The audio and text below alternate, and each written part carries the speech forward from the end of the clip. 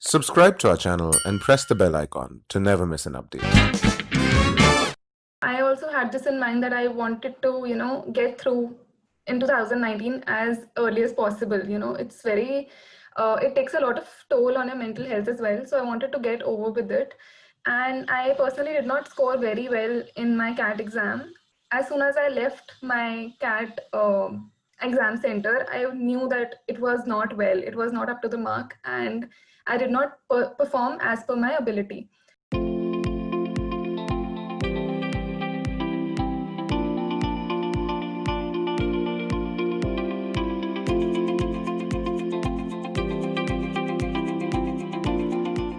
Hi everyone, this is Apoorva Bajaj, and I have completed my graduation in engineering from Punjab University, Chandigarh.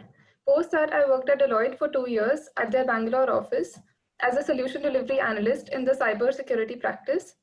I had started my exam preparation for MBA in June 2019, and I've scored a 99.23 percentile in IIFT exam. Talking about the sectional scores, since I mentioned that I was very confident with the verbal ability section, I scored around 78 in that portion out of 105 marks. And my DILR was at 42, and my quant, which is the lesser of my strong suits, is at 32 marks, while my general awareness is at 10, score 10. So all in all, I scored 162, and that amounts to 99.23 percentile. I always had it in mind that I have to do a postgraduate degree. And when I got into Deloitte, I understood the kind of expectations that people have from senior members of the team. And in order to climb that ladder, one either needs to have a lot of experience, or you need to pursue a degree in MBA, right? As most other people, I also had this thing in mind that I wanted to climb the ladder a bit faster, but also wanted to enhance my skills. And at my job, I think I was doing pretty well, and I enjoyed it as well. But I still had this urge to do more. And I think MBA was the way out, where I thought I could, pursue other skills, enhance myself, improve upon my personality, and maybe get back to the similar domain after my studies. I remember when I first thought about giving these exams in 2019, I was really scared. I knew that I could not do it for a long time, multiple years I could not spend giving exams. I knew that I wanted to do it in one shot and give it my best. I used to, practice all the questions, whatever they'd given us, and, keep on repeating those after some time because you tend to forget. So I used to go back to the questions again and again to see what I missed. And that was one part. Apart from that, in June, I wasn't very confident about my knowledge at that point of time, although I refreshed it, but not that well. So I still started giving mock exams, as most people recommend that you need to give exams from the beginning. Since CAT is a very long exam, it was around 3 hours at that point of time. So the the habit of sitting had to be developed, and that's how I started with the mock exams. The mock exams are have a huge role when it comes to your preparation, because that's when you understand where you need to focus harder, and some things that you can believe that you can do by yourself, and you don't have to put 100% effort on those things. So I started recognizing those, and even though I got very less marks in the beginning, I kept on going, and I think that's how the consistency kept building on. During the preparation, we were told that like the pattern is more or less similar, and yes, it is. For most part of it, you do not need to do something extra for different exams, except the fact that there's GK in IFT exam that becomes one of the most important factor when it comes to your selection. So talking about the similarities, I believe that the quant section and the DILR section is more or less similar. Apart from that, the verbal section is somewhere, there are few differences. The RCs are good, like they're parallelly equivalent to each other, but I felt that the RCs in IIFT exam were a little bit easier as compared to the CAT exam. And also the IIFT exam had vocab-based questions, and para-jumbling was there, antonyms and synonyms were there. So it was a mix of a verbal section and like a proper RC section. So I think that was one of the difference. But then when you read throughout your RCs and everything while preparing for CAT, you come on to prepare for each of the portions what IFT has to ask you. I also had this in mind that I wanted to, get through in 2019 as early as possible. It's very, it takes a lot of toll on your mental health as well. So I wanted to get over with it. And I personally did not score very well in my CAT exam. As soon as I left my CAT exam center, I knew that it was not well, it was not up to the mark, and I did not perform as per my ability. So the next thing that came in front of me was IFT, and I would say that one thing that students at this point of time need to remember that they've really been working hard since the last year.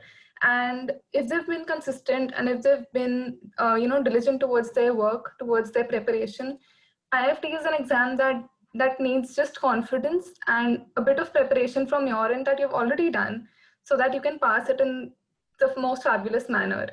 And talking about the sectional preparation, as you had asked, I believe that the VARC section is more or less similar as compared to the RCs when we talk about. The CAT and IFT RCs are similar.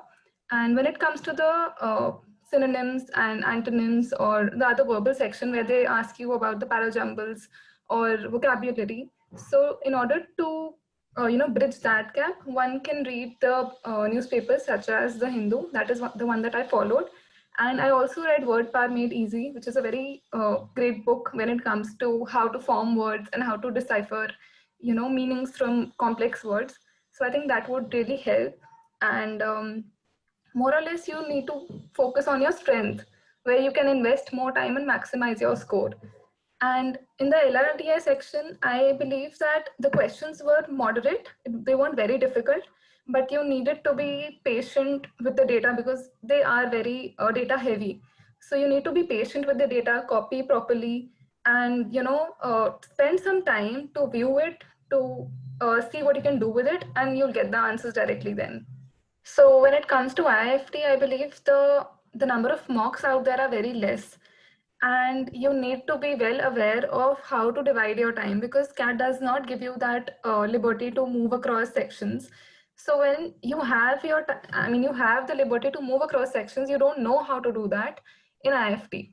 So in order to uh, have a better chance at scoring well, you need to be well aware of how you will manage your time, and for that you need to attempt both the mocks and the previous year, because the previous year questions will tell you the level that you might be expecting, ranging from GK to say quant and LRDI and even English, because English is different. I think both are important because, yeah, and one more thing is that mocks can give you a fair idea of what might come, but all in all, mocks are still prepared by professors, right? So you can't totally rely on them. You must check out the previous year questions that the institute has floated themselves. So as far as I've heard about certain experiences, I believe that sectional cutoffs are highly important. They're very much imperative to you passing the exam, because even if you do not score in one cutoff, you do not clear one cutoff, your whole paper is, it's out the window.